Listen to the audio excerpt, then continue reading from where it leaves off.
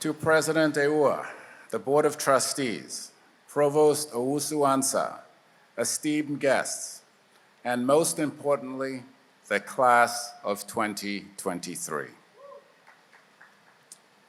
What a beautiful occasion.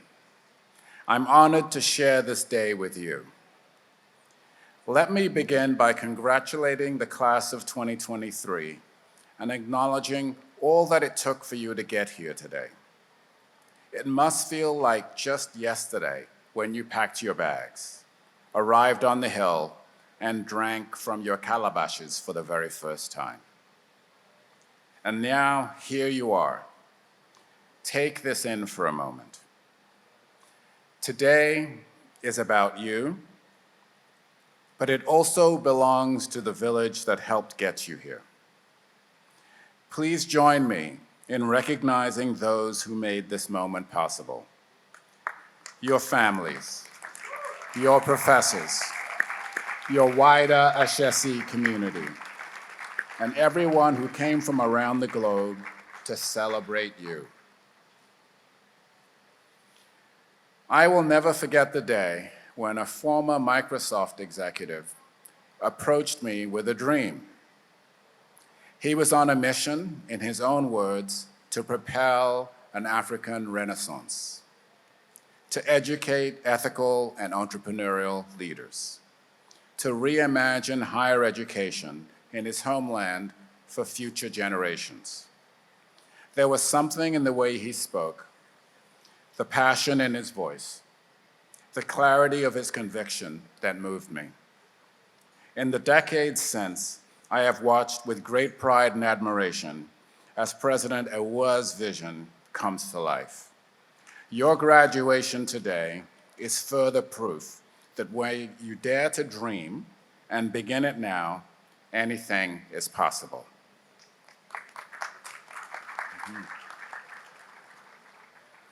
We all know that Ashesi is Akan for beginning. Don't worry, I will not recite everyone's favorite quote from a certain German playwright. But on a day like this, it feels fitting that we return to the spirit behind the name of this esteemed institution. Today may mark the end of your 4 years at Ashesi, but it also signals a new beginning. You have been told time and time again that Africa is home to the youngest population in the world, that it is up to your generation to tackle the continent's and the world's most pressing challenges. Challenges created, even compounded, by my generation and those long gone. But with a task so daunting, you may be wondering, what now? Trust me, I know the feeling. I remember sitting at my own commencement 42 years ago with that same sense of anticipation and unease, wondering how I could possibly meet all that was expected of me. Class of 2023, take a deep breath. I'm not here to add to whatever uneasiness you may be feeling.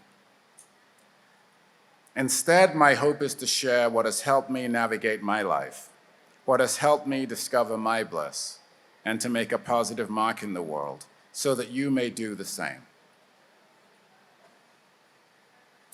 I would like to share 3 lessons. First, the value of your education lies far less in the credentials it bestows than in its liberatory potential to guide you towards your purpose. Second, kindness is among the most underrated and most valuable qualities that we can cultivate in ourselves. And finally, while it has become cliché, never underestimate the power of breaking free from your comfort zone. Remember, class of 2023, you are the lucky ones. You begin this journey with a head start and a Ashesi education. But true to that education you've received here What matters isn't what, but the why it matters. You dabbled in math, science, and engineering, but also studied foreign languages, great works of literature, the visual and performing arts. That you embarked on this cross-disciplinary adventure at an African institution of learning is significant. Because you will soon realize that breadth in your education, that ability to recognize the complexity of our humanity, the contributions of people everywhere, especially as it pertains to Africa and the worldwide African diaspora. This is an incredible gift. In fact, I believe it is the surest path towards your own and our collective well-being. I know that because I was and continue to be the beneficiary of a liberatory education. Allow me to indulge in a little throwback. I was born in 1957, the year of Ghana's independence. I was just 5 years old when my parents sent me to boarding school in the United Kingdom. My early years in the UK were challenging. Many days I felt homesick, sometimes even disillusioned with school, the one thing I thought I was good at. And it certainly didn't help that I was often the lone African in my class, unless I happened to bump into my older brother or a family friend, the other two Africans at my prep school. It wasn't until the later years when I finally discovered my preferred escape. It was the one class where I reveled in my coursework and felt a rare connection to home, my literature class. I remember reading the works of Chinua Achebe and other African authors who understood Africa to be central rather than peripheral to the creation of the modern world. All I wanted to do was read more about Africa, the African diaspora, and its contributions to society. To pass the time, I'd pick up books that my brother started to leave around in the room. The autobiography of Malcolm X, Eldridge Cleaver's Soul on Ice, Maya Angelou's I Know Why the Caged Bird Sings. These books were my first exposure to the struggles of Afro-descendants in the United States, in Europe, and far beyond. As I dove into these seminal works, I couldn't shake the feeling that this was the education I wanted. Not the Eurocentric textbooks of my history classes, but it was also the first time I came to understand what education meant to me. I could care less about memorizing the right answers. I cared more about the cause of righteousness, about the tradition of Malcolm X and W.E.B. Du Bois, leveraging my knowledge to make the world a better and freer place for everyone. Of course, I was young, and I did not yet understand my own power. I had expectations to meet, responsibilities to fulfill, parental wishes to respect. My mother wanted me to be a doctor. My father wanted me to take over the family business that he built from scratch. Neither of them had the opportunity to go to university, so they invested everything into their children's education, and mine was the most expensive. Needless to say, making my parents proud was very important to me. But in pursuit of their approval, I soon found myself on an uncomfortable path. I was already in my final year of the British school system and was on track to begin a biochemistry and physiology program that would eventually lead to a PhD. But at just 18 years old, and with the allure of a liberatory education front of mind, I remember thinking, me? A PhD in biochemistry? So I persuaded my parents to let me take a gap year. And then my whole world changed. By sheer chance, I met an admissions counselor from a small liberal arts college in the United States. She had an Angela Davis afro and was in Ghana to recruit students for Wesleyan University. I had my second aha moment as she spoke of another concept I had never heard of before, a liberal arts education. I was always the type of student who enjoyed a variety of subjects, and the idea of solely studying the sciences in the UK was deeply dispiriting. A liberal arts education where I could take classes in whatever interested me felt like a breath of fresh air. So I applied to Wesleyan, was accepted, and in the fall of 1977, packed my bags for Middletown, Connecticut. My education at Wesleyan gave me the foundation on which to succeed. It gave me the freedom to explore my curiosity, to pursue my passions. But when I entered law school, the legal profession, and later the nonprofit world, I would come to see how a liberal arts education set me apart. I majored in American history, but my coursework in a variety of subjects gave me the interdisciplinary foundation to evaluate everything holistically. No matter the case at my law firm, no matter the challenge we faced at the Ford Foundation, chances were high that I knew something from some class that could give me a head start. Or if I didn't, I knew the right questions to ask. Class of 2023, your Ashesi education is no different. And I want you to know that matters now more than ever. Your generation has heard endlessly about the crises we all face, of inequity, of inequality, of injustice, and of the existential threat of climate change. There is no single solution that will save us all. But I can tell you, as someone who is engaged with these issues at the highest levels of the law and philanthropy, our future depends on people who can think holistically. People who know better than to dismiss the storied past of the African continent and the worldwide African diaspora. People who recognize that our common humanity means there is far more that unites us than divides us. Our future depends on people who can code and understand great works of literature, people who know basic accounting principles and are curious about other cultures and ways of knowing, people who work hard and play hard. I'm sure you know that well, class of 2023. Now, a quality education is just one part of the equation. I studied hard. I wish I could say that was the secret to my success. But the truth is, despite all my efforts in the classroom, I would not be standing before you today with as richly fulfilling a life story to tell if it weren't for the generosity and kindness of others. Class of 2023, this is the second lesson I want to share. Kindness may be underrated, but my life has taught me that it is the single greatest virtue. Throughout my journey, and especially at Wesleyan, I had the great fortune of crossing paths with people who took a chance on me out of sheer kindness and generosity.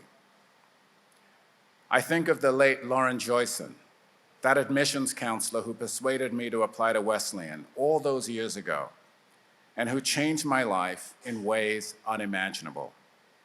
I think of the late Jerry Long, an African-American professor at Wesleyan's religion department, who saw a confused freshman from Ghana wandering campus and without hesitation invited him to his house for a home-cooked meal. I think of the late Edgar Beckham, the first African-American to serve as dean of Wesleyan, and his wife Rhea, who always looked out for me, kept me well-fed, and nominated me for the Butterfield Prize, one of the highest honors bestowed to a member of Wesleyan's graduating class. And I think of Maura McLean, President Emerita of the Africa America Institute, the organization I now lead, whose dear friendship and counsel has kept my feet on the ground with every step forward. In their own distinct ways, each of these individuals changed the trajectory of my life. But what united them, what was at the heart of every conversation, every home-cooked meal, every act of mentorship was radical kindness. It's no coincidence that these gestures of kindness led me to the deeply fulfilling work I lead today, promoting the development of Africa through education and genuine, widespread liberation. So class of 2023, never underestimate the power of kindness. Never underestimate the power of taking the time to share some advice, of inviting someone over for dinner, of telling someone you believe in them, because I'm living proof that just one interaction can change a life forever. Now, my friends and mentors made my time at Wesleyan special, but it certainly wasn't smooth sailing when I first arrived on campus, which leads me to the third lesson I'd like to share. Comfort is overrated. I don't think I spoke more than a dozen words during my first year at Wesleyan. I didn't understand America at all, especially socially. People were just too friendly. It certainly didn't help that I used to speak the Queen's English. Every time I opened my mouth, jaws dropped. My classmates had never seen someone with such dark skin speak with a proper English accent. I remember when I first arrived in the States, I missed my connecting flight from New York City to Hartford, Connecticut, and ended up staying with a classmate whose mother was on my flight. When school began, her mother saw me and quickly announced to everyone who had come to registration, "There he is." Suddenly, everything stopped, literally. The cars on both sides of the road, passers-by on the street. It even felt like the squirrels and birds had stopped to stare. The entire campus approached me like I was a foreign specimen, mesmerized by the African in town. They asked, "Are you really from the UK and Ghana? Could you say this word for me?" I wish I could tell you this was all a nightmare, but it actually happened. I became even quieter and more reserved. I barely participated in class. I was anxious about making friends. Suddenly, the promise of America felt a lot like my time in the UK. In retrospect, though, the discomfort of that episode was instrumental in my personal growth. It pushed me to find a community of people at Wesleyan who had similar experiences to mine, people who had their own African in town moments. My sophomore year, I found great comfort and refuge in what they called the Malcolm X House, a living space dedicated to the exploration and celebration of the African diaspora. It was a turning point for me, the ultimate intersection of everything I wanted in my undergraduate experience. Later in life, I also began to see how difficulties could be leveraged into advantages, challenges into opportunities. When I entered the legal profession, some still saw me as the African. Even after becoming a partner at my law firm, clients really thought I was the team leader. They'd address my white colleagues, but never make eye contact with me. Meanwhile, I'd sit back, listen, and observe. And when I started talking, I'd see their faces drop. Because I had so much time to read the room, I was able to offer a holistic point of view, just like in my seminars at Wesleyan. I knew how to synthesize information to move us closer to a solution. Suddenly, the African in the room was the partner who got stuff done. As you leave the hill and explore the world around you, you are bound to have moments of discomfort, of embarrassment. Don't let them get to you. Because class of 2023, I'm here to tell you, comfort is overrated. It holds you back. The most fulfilling experiences in life are born from discomfort, when you have to confront your own fears and discover your own limitations. These are the moments when you discover your hidden strengths, when you can turn your weaknesses into superpowers. So leverage the liberatory potential of your education to guide you towards your purpose.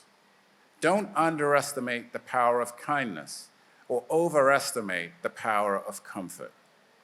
I've shared enough advice already, but if I can leave you with one final thought, it's to never lose your sense of purpose. Class of 2023, your futures are bright. You are the privileged few who will make decisions that will move markets, transform communities, and impact the lives of millions. Along the way, there will be distractions, a fatter paycheck, more power, fame. Normally, I'd warn you to stay the course, to never lose sight of your values or your conscience. But that's not something Ashesi graduates need to worry about. I mean, this community is so ethical that you dedicate a day to breaking the rules. And only would Ashesi students break the rules by storming Dean Mahdi's office on Crazy Day with an impromptu dance party. Yes, I've seen the TikTok. What I'm really trying to say is this. I know the demanding curriculum at Ashesi has instilled an impressive work ethic in each and every one of you. You are the types of students who sweat the little details, who will stay in the lab past midnight to triple check your data, who will spend an hour perfecting a paper or an all-nighter fixing code. In turn, you've probably had those moments when you wonder, what's it all for? If it's all really worth it. Maybe it was at the Fab Lab with that breathtaking view of the city lights. Maybe while you were waiting 3 hours for pancakes at Auntie Caro's. We've all had those moments when we can't help but think, what am I doing here? Why did I leave home for this? And yet, class of 2023, here you are today, ready to receive your degrees. You are here because for all those late nights studying, for all those weeks where you were pushed to your limits, you never lost sight of what matters. The next chapter of life isn't much different. You will have to choose those late nights in the office and in the classroom and even at home for reasons that are career-related, personal, or somewhere in between. The class of 2023, when you have those moments, remember those city lights. Remember those pancakes. Remember your Ashesi community, your professors, your classmates, your mentors who supported you, guided you, believed in you, even when you didn't believe in yourself. And remember the purpose that fuels our collective efforts, to make the world better, freer, and fairer for all those who will come after us. I cannot wait to see all that this class will accomplish. Thank you for letting me be a small part of this very big moment, and congratulations to you all for this new beginning.